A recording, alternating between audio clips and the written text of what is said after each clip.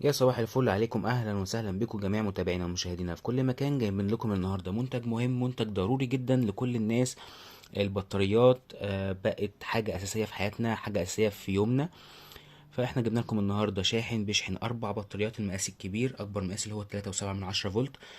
بيستخدم كتير قوي في الكشافات البعيدة المدى، بيستخدم في الفيب، بيستخدم في مكان الحلاقة، واستخدامته كتيرة جدا. الشاحن دوت ممتاز جدا وعملي. بس الموديل اللي معانا النهارده هو مرسوم هنا على علبه ان هو فيه شاشه وكمان بياخد مقاس بطاريات مختلفه. لا، هو الموديل اللي موجود معانا النهارده هو مفهوش شاشه. وبيقول لك هنا لما بيكون الليد دوت منور احمر فهو كده بيشحن، لما بيوصل للدرجه اللي هو الاخضر فهو كده بيبقى شحن.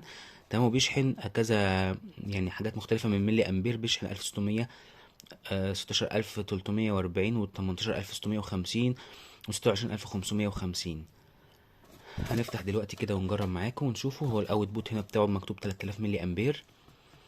تمام. وكل دي التعليمات اللي مكتوبة على العلبة.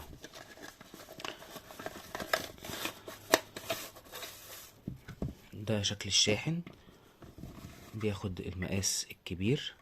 في حاجة كمان برضو هنا احنا لاحظنا ان على العلبة راسم ان هو بياخد كمان مقاس مختلف من البطارية، لكن لا، بالنسبة لهنا كده هو مش بياخد مقاسات مختلفة.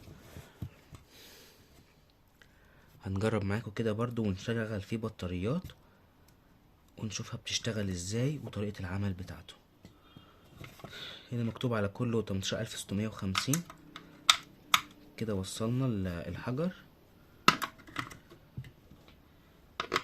انا مش لازم احط 4، انا ممكن احط 1 او 2.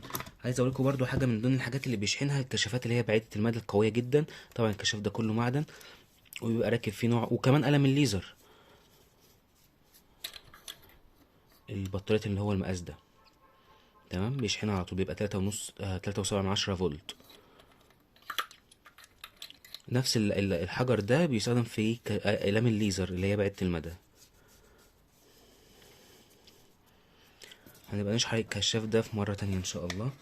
كده احنا جاهزين نجرب الشاحن. احنا اول ما ركبنا تقريبا ده منور اخضر. عايز اقفلكم من الاضاءة كده عشان تشوفوها برضو. في 2 منورين اخضر، تمام، وفي واحد منور احمر. كده انا حطيت الفيشة. نور كله احمر. هو اطفيلكوا الاضاءة برضو تاني. منور كله احمر ما عدا ده احمر ضعيف، يعني ده كده خلاص يعتبر قرب يشحن، كله ده لسه بيشحن. تمام. لما بيخلص شحن خالص بتلاقي اللمبة الليد الاحمر ده قلب للون اخضر. كده يبقى هو خلاص تم الشحن.